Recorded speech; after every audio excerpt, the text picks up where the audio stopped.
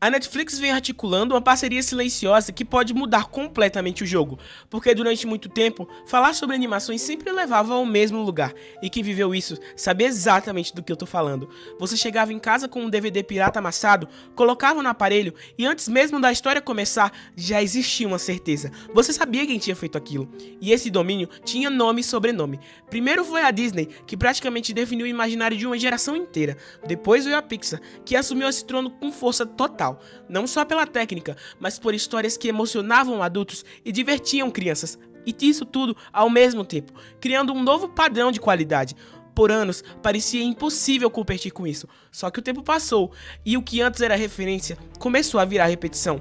Franquias sendo prolongadas até perder o sentido, ideias novas que não conseguiam cativar do mesmo jeito. A sensação era de que a animação tinha de parar no alto da prateleira.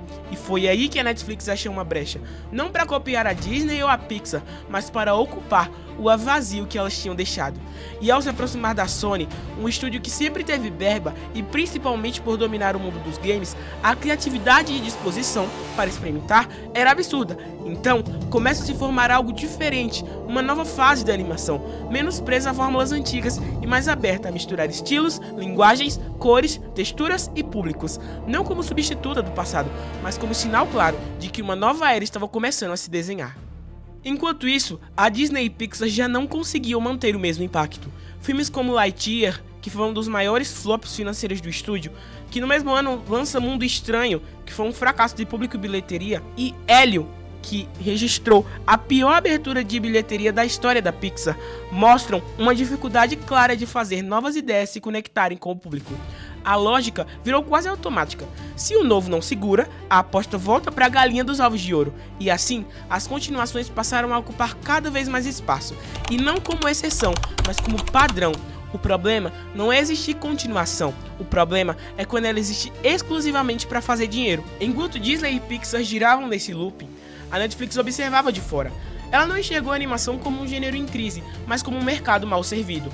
O público continuava ali, o interesse existia. O que faltavam eram histórias que conversassem com essa nova geração, que não queria apenas conforto, mas identidade, linguagem própria, sensação de novidade.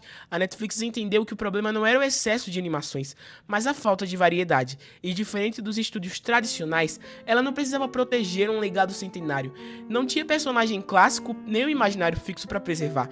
E isso deu uma vantagem enorme: liberdade criativa, liberdade para errar, para testar estilos diferentes e lançar projetos sem a obrigação de transformar tudo em franquia imediata. Mas a liberdade sozinha não basta.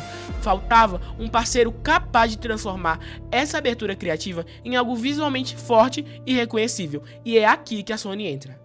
Quando a Netflix se aproxima da Sony, não é por acaso. A Sony oferece identidade visual, ousadia estética e equipes que não têm medo de sair do padrão. Em 2021, surge a família Mitchell como um dos primeiros grandes sinais de que essa parceria tinha algo diferente. Um filme que foge do visual tradicional e brinca com a linguagem de internet. Exagera no ritmo, mas ainda entrega emoção. E o mais importante, depois disso não vem uma enxurrada de cópias tentando replicar a fórmula, pois só em 2025 que surge Guerreiras do K-pop, e não como continuação, mas como um novo projeto, um novo universo, uma outra estética, e funciona exatamente por isso. Assim como a família Mitchell, ele conversa com várias idades ao mesmo tempo. Crianças se conectam com a estética e a música, e adultos percebem uma mensagem sobre amizade, lealdade e conflitos, e até sobre como aquilo que você consome pode acabar te consumindo. E esse impacto não fica restrito ao catálogo. Guerreiras do K-pop chega a ser indicado ao Oscar, mostrando que esse modelo não é só popular, mas é também reconhecido artisticamente. E é aqui que o vídeo ganha mais força, porque não estamos falando de um acerto isolado ou de uma moda passageira, mas de uma sequência de decisões criativas que apontam para uma direção clara. Enquanto a Disney e Pixar seguem operando com ciclos longos, franquias prolongadas e as histórias cada vez mais dependentes do passado, a Netflix, em parcerias com a Sony, constrói um presente mais flexível, plural e conectado com diferentes públicos. Não se trata de substituir o que veio antes, mas de mostrar que a animação pode voltar a ser um espaço vivo e de experimentação. E esse movimento não passou despercebido pela indústria. Um dos sinais mais claros disso é a DreamWorks, um estúdio que por muito tempo apostou num 3D mais tradicional e num humor mais direto, mas que nos últimos anos mudou de forma evidente. Os filmes como Caras Malvados e principalmente Gato de Botas 2 abandonaram o visual limpo do passado e adotaram uma estética claramente inspirada no que a Sony vinha fazendo desde o Aranhaverso. Frame rate mais baixo em momentos de ação, animação mais estilizada, composição que lembra pintura, quadrinhos e ilustração. Não é coincidência, é influência. Isso não significa que a Disney e a Pixar tenham perdido relevância, e nem que tudo que produzem hoje seja descartável. O que mudou é outra coisa. Elas já não são mais as únicas responsáveis por apontar uma direção. O eixo criativo da animação deixou de estar concentrado em um único lugar, e quando esse monopólio se espalha, surgem novas linguagens, novos estilos e novas formas de contar histórias.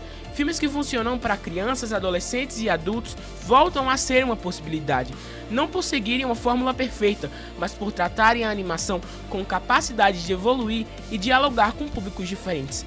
No fim das contas, talvez a pergunta não seja se a Netflix é o futuro das animações, mas se ela é parte de um futuro onde a animação volta a ser criativa, imprevisível e relevante.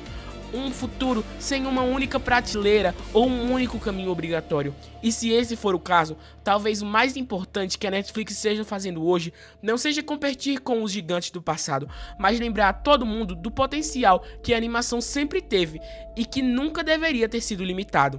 Agora eu quero saber de você, a Netflix realmente representa um futuro das animações ou isso é só mais um momento de transição? Deixe a sua opinião aqui nos comentários. Se você curtiu o vídeo, deixa o like, se inscreve no canal e fica por aqui, porque essa conversa ainda está longe de acabar.